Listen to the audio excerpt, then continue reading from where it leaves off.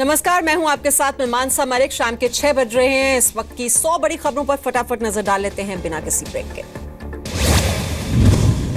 जम्मू कश्मीर के शोपियां में आतंकियों के खिलाफ सेना का बड़ा सर्च ऑपरेशन खत्म। 20 गांवों की घेराबंदी कर सेना का तलाशी अभियान चलाया गया। शोपियां में करीब 8 घंटे चला सर्च ऑपरेशन। गांवों में आतंकियों के छिपे होने की सूचना मिलने के बाद चलाया गया था यह सर्च ऑपरेशन। जम्मू कश्मीर के शोपियां में सर्च ऑपरेशन में सेना, सीआरपीएफ और पुलिस शामिल रहे। कई गांवों को खाली कराया गया। आतंकियों की तलाश में सेना और सीआरपीएफ के जवान मुस्तैद। सर्च ऑपरेशन में करीब 4000 जवान लगे हुए हैं। आतंकियों की तलाश में जमीन से आसमान तक नजर, हेलीकॉप्टर और ड्रोन का भी इस्तेमाल किया गया। सर्च ऑपरेशन के दौरान सेना को फिर विरोध प्रदर्शन का सामना करना पड़ा। 3 गांवों में स्थानीय नागरिकों ने जवानों का विरोध किया, नारे भी लगाए। स्थानीय लोगों ने सेना पर सर्च ऑपरेशन के दौरान प्रॉपर्टी में तोड़फोड़ के आरोप लगाए।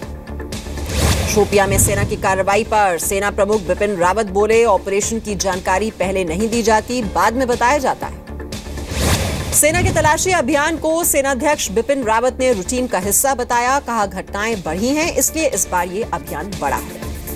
सेनाध्यक्ष बिपिन रावत ने कहा, यह पक्का करने के लिए ऑपरेशन के हालात कंट्रोल में हैं। आतंकी घुसने की कोशिश कर रहे हैं और हम अपना काम कर रहे हैं। पाकिस्तान की बर्बरता को लेकर सेनाध्यक्ष बिपिन रावत का बयान। कहा, पाकिस्तान से बर्बरता का बदला जरूर लिया जाएगा। पाकिस्तान पर कार्रवाई को लेकर सेनाध्यक्ष ने कहा, जब कार्रवाई होगी तो सबको पता चल जाएगा।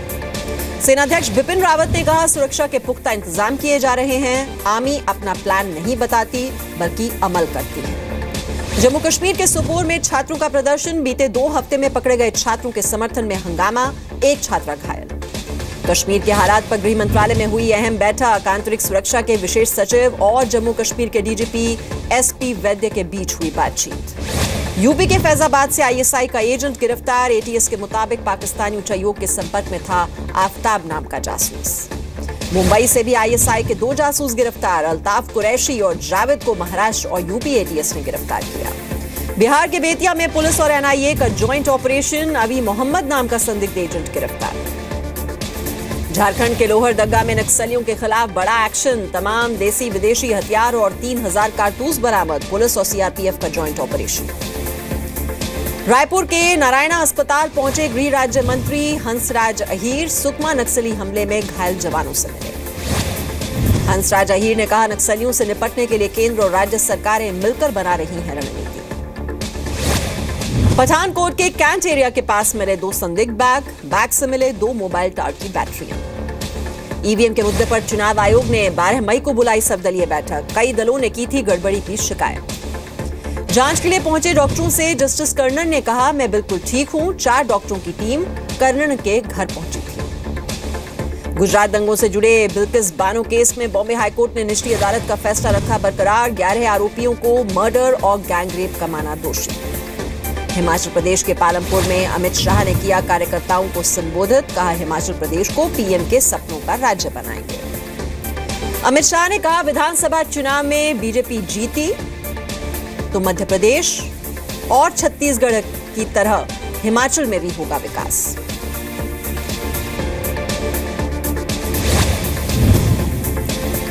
स्वच्छ सर्वेक्षण में सबसे साफ सुथरे शहर की सूची में सबसे ऊपर इंदौर। एमपी और झारखंड के कई शहरों में भी सुधार। कोल स्कैम में जिंदल समेत सभी आरोपी कोर्ट में पेश। 5 नए आरोपियों की स्थायी जमानत पर सुनवाई 25 मई तक टली। सीबीआई के रुख पर विशेष अदालत नाराज। आरोपियों के वकील ने देर से दस्तावेज मिलने की वजह से मांगा और बात।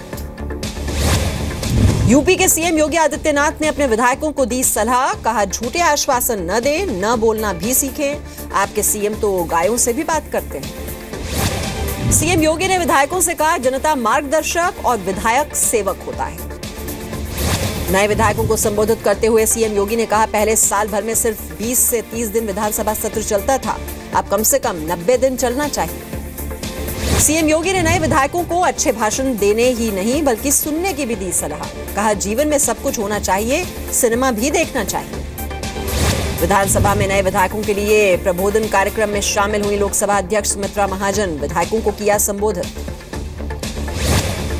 कानपुर में ट्रैफिक सब इंस्पेक्टर ने सवारी से भरी बस को जबरदस्ती क्रेन से खींचा। बस में सवार लोग चिल्लाते रहे लेकिन नहीं हुआ कोई असर। यूपी के फिरोजाबाद में दबंगों ने पानी की सरकारी टंकी पर जड़ा ताला। मोहल्ले के लोग पानी के लिए परेशान। अफसरों ने दिया कार्रवाई का भरोसा। सीबीआई ने दिल्ली स्वास्थ्य मिशन के डायरेक्टर और आईआरएस अधिकारी तरुण सीम के खिलाफ दर्ज किया केस। कुछ कंपनियों और लोगों को फायदा पहुंचाने का आरोप। सीबीआई ने सुबह दिल्ली सरकार के सचिवालय में स्वास्थ्य विभाग में छापेमारी की थी। आरोप है कि तरुण सिंह की धांधली से सरकार को 10 करोड़ 50 लाख का नुकसान हुआ। सीबीआई की छापेमारी पर दिल्ली के स्वास्थ्य मंत्री सत्येंद्र जैन का बयान। कहा, राजनीतिक दबाव के चलते ये की गई कार्रवाई। रांची में माओवादी कमांडर ने किया पुलिस के सामने आत्मसमर्पण। नकुल यादव पर 15 लाख और मदन यादव पर 5 लाख रुपए का था इनाम। बिहार और मधेपुरा से सांसद पप्पू यादव का आपत्तिजनक बयान। सुरक्षा जवानों को नहीं, नेताओं को मारे नक्सली। श्रीनगर में जम्मू कश्मीर बैंक के सुरक्षाकर्मी ने की रिपोर्टर की पिटाई। डकैती के मामले पर रिपोर्टिंग से रोका। महाराष्ट्र सरकार मराठा आरक्षण मुद्दे को पिछड़ा वर्ग आयोग को भेजने के लिए तैयार। बॉम्बे हाईकोर्ट में महाराष्ट्र सरकार ने दिया जवाब। जयपुर में ग्राहक बनकर आई 4 महिलाओं ने 4 लाख गहने चोरी कर लिए। सीसीटीवी में रिकॉर्ड हुई है वारदात। महिलाओं की तलाश जारी है। गुजरात में शहीदों के शव से बर्बरता से नाराज लोगों ने सड़क पर बनाया पाक का झंडा। केस दर्ज कर जांच शुरू कर दी गई है।